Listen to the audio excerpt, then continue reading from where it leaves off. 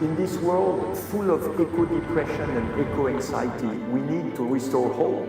We need to show that action is possible. This is why Rafael Dinelli and I, we want to fly around the world in a hydrogen-powered airplane with absolutely zero emissions. We want to give an impulse for climate action and show that nothing is impossible if you have the right technology and if your goal is really about improving quality of life on Earth. Today, with Climate Impulse, it's very clear that the goal is to make a revolution in the world of aviation, to show how we can decarbonize aviation. And if it's possible up there in the sky, of course it's possible in all the other sectors everywhere.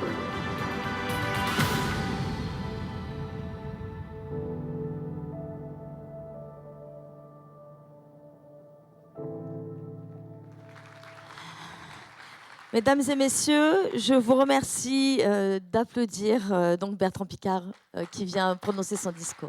Merci. Bonjour à tous et à toutes.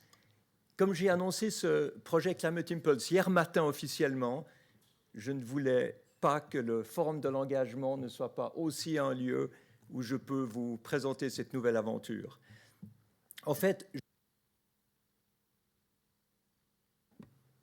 fait, je ne supporte plus l'éco-pessimisme ambiant. Vous vous rendez compte qu'il y a des jeunes qui ne veulent plus avoir d'enfants parce qu'ils pensent qu'il n'y a plus d'avenir. Il y a des jeunes qui ne veulent plus aller à l'école parce qu'ils pensent que ça ne sert à rien d'apprendre quoi que ce soit puisqu'ils ne pourront pas l'utiliser plus tard. On est dans un monde où on a perdu le sens de l'action, où on a perdu le sens de l'esprit pionnier. Et en fait, ce que j'aimerais, c'est remettre du mouvement, réveiller cet immobilisme et montrer que l'esprit pionnier, ce n'est pas seulement ce qu'on fait dans le monde de l'exploration, mais c'est ce qu'on fait chaque matin quand on peut se demander comment faire autrement que ce qu'on a toujours fait et comment on peut se mettre à penser autrement que ce qu'on a toujours pensé. C'est ça l'esprit pionnier. La disruption, c'est voir tout ce qu'il y a dans le passé et se demander comment on peut faire mieux. Alors on peut faire mieux dans l'aviation, on peut faire mieux dans l'environnement, on peut faire mieux dans la politique, on peut faire mieux dans le social, on peut faire mieux dans la technologie, on peut faire mieux absolument partout. Mais s'engager, ce n'est pas suffisant. Les terroristes s'engagent pour leur cause. Les conquistadors se sont engagés pour détruire tous les indigènes et faire soi-disant rayonner la civilisation occidentale aux quatre coins de la planète. Non, on peut s'engager avec fanatisme et intégrisme et détruire le monde. Ce qui est fondamental dans l'engagement, c'est de réunir. C'est de réunir. Parce qu'aujourd'hui, les gens n'ont plus seulement des opinions différentes, ils commencent à avoir des réalités différentes. Et je crois que le plus grand danger, à part les réchauffements climatiques, c'est ce clivage qui sépare les gens dans des réalités qui deviennent conflictuelles.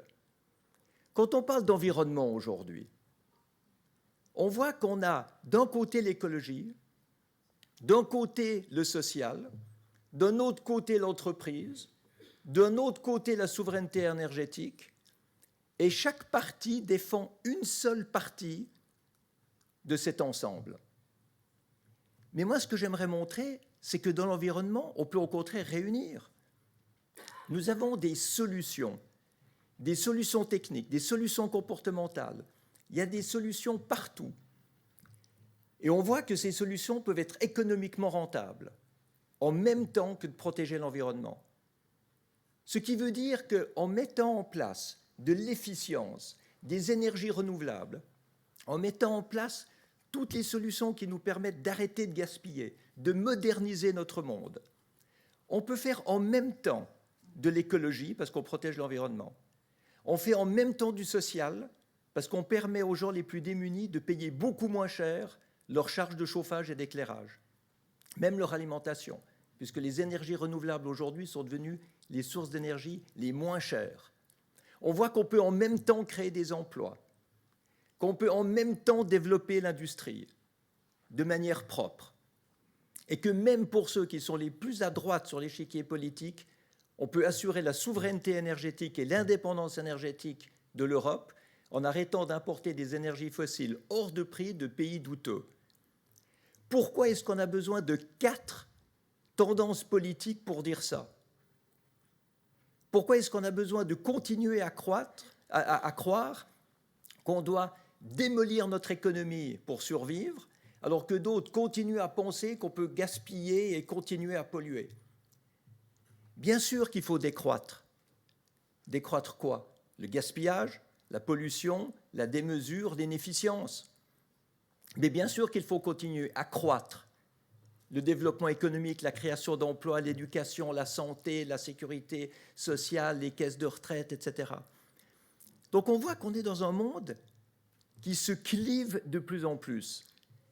Alors, je reviens rapidement à ma formation d'origine, qui est celle de psychiatre. Le clivage, c'est quoi? Le clivage, c'est le fonctionnement immature d'un enfant de moins de 2 ans qui considère qu'il a une mère qui le gratifie quand elle le nourrit et une mère extrêmement méchante qui le laisse souffrir quand elle ne le nourrit pas. Et l'enfant qui a faim et qui pleure est sa mère, et l'enfant qui vient de manger adore sa mère. Il y a 2 mères, une bonne et une mauvaise. Et puis, pendant que le développement psychique continue chez un enfant normal, eh bien, l'enfant commence à voir que c'est la même mère qui est partiellement bonne et partiellement mauvaise. La même mère, le même monde qui est ambivalent. Parfois, il gratifie, parfois, il frustre. C'est ça la réalité. Le problème, c'est qu'aujourd'hui, on vit dans un monde qui est toujours aussi immature que l'enfant qui a moins de 2 ans. Ce monde qui croit qu'il n'y a que du bon d'un côté, que du mauvais de l'autre, alors que la seule manière de fonctionner, c'est de prendre ce qui est bon des 2 côtés et de rejeter ce qui est mauvais des 2 côtés. Donc qu'on soit dans l'écologie, qu'on soit dans le social, qu'on soit dans l'éducation, qu'on soit dans la politique, l'engagement doit absolument servir à réunir, à montrer ce qui est possible tous ensemble et à aider ceux qui n'en sont pas capables à prendre suffisamment confiance en eux pour qu'ils puissent accéder à la réalité de l'autre. Pour moi, c'est ça l'aventure la plus importante de ce siècle. Une fois qu'on y arrivera, sur le plan psychologique, sur le plan psychique, eh bien, on pourra intégrer toutes ces valeurs pour arriver à les mettre en œuvre. Et à ce moment-là, ces valeurs pourront véritablement faire rayonner l'humanisme. Parce que ça ne sert à rien de croire qu'il y a de l'humanisme si on tolère ce qui est totalement intolérable. Donc, un avion qui vole autour du monde, c'est un symbole. Chacun a son symbole, chacun a sa responsabilité, chacun a son pouvoir, chacun a son devoir.